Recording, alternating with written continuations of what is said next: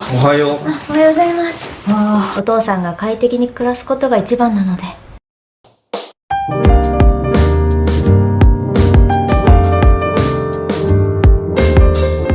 Halo sobat, selamat datang kembali di channel Tengah Malam. Channel spesial dan khusus untuk membahas film-film terbaik dari negeri Sakura. Bagaimana kabar kalian semua? Semoga kalian selalu sehat dan rezeki kalian selalu lancar.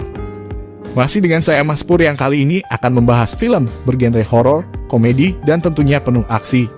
Film yang akan kita ulas kali ini berjudul My Father-in-Law, tayang pada bulan Oktober tahun 2021 dan berdurasi 120 menit. Film ini diperankan oleh artis bernama Ayaka Tomoda dan memiliki kode nuklir DLDSS-032.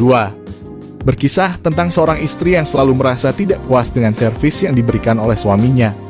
Namun semuanya berubah ketika ayah mertuanya datang dan mengetahui masalah yang saat ini dialami oleh menantunya. Nah, bagaimana cerita selanjutnya antara si istri dan ayah mertuanya itu? Oke, tanpa banyak basa-basi, langsung saja kita masuk dan kocok ceritanya.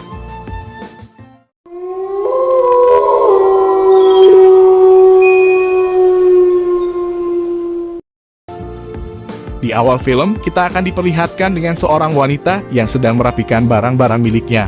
Tak lama kemudian, dia dihampiri oleh suaminya yang saat itu sedang berbicara dengan seseorang di telepon. Singkat cerita, pasangan suami istri ini telah menikah selama 5 tahun. Namun mereka berdua belum memiliki anak. Pasangan suami istri ini kita sebut saja Kiyoshi dan Hitomi. Setelah selesai menelpon, Kiyoshi mengatakan kepada Hitomi kalau yang berbicara dengan dia tadi adalah ayahnya. Kiyoshi yang khawatir karena ayahnya saat ini hanya tinggal sendirian. Berniat mengajak ayahnya untuk sementara waktu tinggal bersama mereka. Beberapa hari kemudian terlihat seorang pria tua yang sedang berdiri di depan rumah Kiyoshi sambil membawa koper. Pria ini bernama Jiraiya yang merupakan ayah dari Kiyoshi. Lalu Kiyoshi dan istrinya datang menghampiri Jiraiya dan menyuruh ayahnya itu untuk masuk ke rumah. Namun saat itu Jiraiya hanya terdiam karena terkena genjutsu ketika melihat kecantikan menantunya. Scene pun berpindah, terlihat mereka bertiga yang sedang mengobrol. Di situ Jiraiya meminta maaf karena nantinya akan merepotkan anak dan menantunya. Lalu saat suaminya pergi ke toilet, Hitomi yang tahu kalau Jiraiya belum meng-subscribe channel Tengah Malam menyuruh mertuanya itu untuk segera subscribe. Mendengar hal itu, Jiraiya pun pergi untuk mengambil handphonenya. Malam harinya setelah selesai mandi, Kiyoshi menghampiri Hitomi dan mengajak istrinya itu untuk bercocok tanam. Sementara itu di kamar sebelah Jiraiya yang baru saja akan tidur mendengar suara-suara horor dari kamar anaknya. Karena penasaran, Jiraiya pun pergi untuk mendengarkan suara horor tersebut. Lalu setelah selesai bercocok tanam, terlihat Hitomi yang kecewa dengan suaminya dikarenakan baru saja bertani namun suaminya sudah kelelahan. Cerita pun berlanjut. Keesokan paginya Hitomi yang baru saja selesai menyiapkan sarapan dihampiri oleh Kiyoshi dan mertuanya. Karena terlambat bangun, Kiyoshi terburu-buru pergi ke kantor sehingga dia tidak sempat untuk memakan sarapan yang telah dibuatkan Hitomi.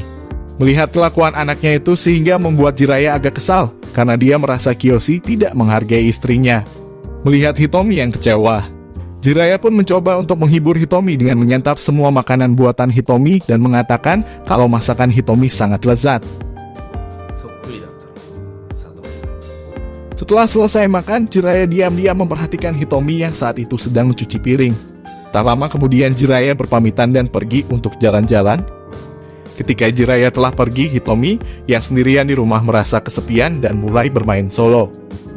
Sementara itu di tempat lain, Jiraiya yang akan membeli minuman menyadari kalau dompetnya ketinggalan. Dia pun langsung pergi kembali ke rumah untuk mengambil dompetnya. Sesampainya di rumah, Jiraiya lagi-lagi mendengar suara-suara horor dari ruang tamu. Jiraiya terkejut ketika mengetahui kalau suara tersebut adalah suara Hitomi yang saat itu sedang asik bermain solo. Melihat hal itu, Jiraiya langsung menghampiri menantunya. Jiraiya mengatakan kalau dia tahu bahwa Hitomi tidak puas dengan servis yang diberikan oleh Kiyoshi. Sehingga saat itu Jiraiya meminta Hitomi untuk merasakan servis darinya. Malam harinya saat sedang makan malam bersama, terlihat suasana canggung antara Hitomi dan Jiraiya. Kiyoshi yang menyadari hal itu menanyakan apa yang sedang terjadi. Namun Hitomi dan Jiraiya tidak menjawab pertanyaan dari Kiyoshi. Scene pun berpindah saat itu Hitomi sedang memegang alat pendeteksi gempa. Dia khawatir kalau dia akan hamil setelah mabar dengan Jiraiya tadi pagi. Tak lama kemudian Kiyoshi mengajak Hitomi untuk mabar dengannya. Hitomi sempat menolak ajakan mabar dari suaminya karena takut nanti suara horornya akan didengar oleh Jiraiya. Namun Kiyoshi tetap memaksa Hitomi untuk mabar bersamanya. Saat sedang mabar dengan suaminya, Hitomi melihat kalau Jiraiya sedang mengintip. Lalu saat Hitomi pergi ke dapur untuk mengambil minum, dia kemudian dihampiri oleh Jiraiya yang sudah sangat sakit setelah menyaksikan anaknya dan Hitomi mabar bersama. Jiraiya mengetahui kalau saat itu Hitomi belum puas, mengajak menantunya itu untuk mabar dengannya di dapur. Keesokan paginya terlihat Hitomi dan Kiyoshi yang sedang membaca buku di ruangan tamu. Kiyoshi yang merasa keran airnya telah penuh, pergi ke toilet untuk membuangnya. Setelah Kiyoshi pergi, Jiraiya datang menghampiri Hitomi. Saat itu dia berniat untuk mengajak Hitomi mabar bersamanya. Saat itu Kiyoshi yang baru saja dari toilet melihat kalau istrinya tidak berada di ruangan tamu. Dia pun pergi untuk mencari Hitomi. Kiyoshi pergi ke kamar ayahnya namun dia tidak melihat Hitomi yang saat itu sedang bersembunyi. Hari-hari pun berlalu. Di setiap kali Kiyoshi pergi bekerja, Hitomi selalu diajak mabar oleh Jiraiya. Hitomi yang dulunya selalu menolak ajakan Jiraiya, sudah tidak lagi menolak ketika diajak mabar. Dikarenakan dia selalu merasa puas dengan servis yang telah diberikan oleh mertuanya itu. Beberapa bulan kemudian saat sedang sarapan, Hitomi terlihat mual-mual karena telah hamil akibat keseringan mabar dengan Jiraiya. Kiyoshi yang mengetahui istrinya sedang hamil merasa sangat bahagia karena dia mengira dia telah berhasil menghamili istrinya. Sementara itu Jiraiya yang merasa bersalah karena telah menghamili Hitomi, pergi dan meninggalkan anak dan menantunya. Cerita pun berlanjut. Malam itu Hitomi mendapatkan telepon dari kakak perempuannya. Kakaknya mengatakan kalau nanti dia akan mengunjungi Hitomi untuk memperkenalkan calon suaminya. Setelah itu Hitomi memberitahukan perkataan kakaknya tadi kepada Kiyoshi. Keesokan paginya, Kiyoshi yang baru saja bangun datang menghampiri Hitomi. Di situ Hitomi mengatakan kalau sebentar lagi dia akan pergi menjemput kakaknya. Mendengar hal itu, Kiyoshi pun segera pergi untuk mandi. Beberapa saat kemudian Hitomi pergi untuk menjemput kakaknya. Saat itu Hitomi terkejut ketika melihat calon suami kakaknya adalah mantan pacarnya dulu. Kakak serta mantan pacarnya ini bernama Otomo dan Haruna.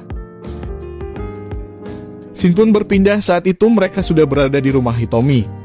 Saat itu Kiyoshi merasa kesal ketika melihat kelakuan Haruna dan Otomo yang sedang bermesra-mesraan. Karena kesal, Kiyoshi pun pergi meninggalkan mereka bertiga. Malam harinya terlihat Haruna yang sudah sangat mabuk karena kebanyakan minum. Dia pun pergi tidur dan meninggalkan Hitomi bersama Otomo.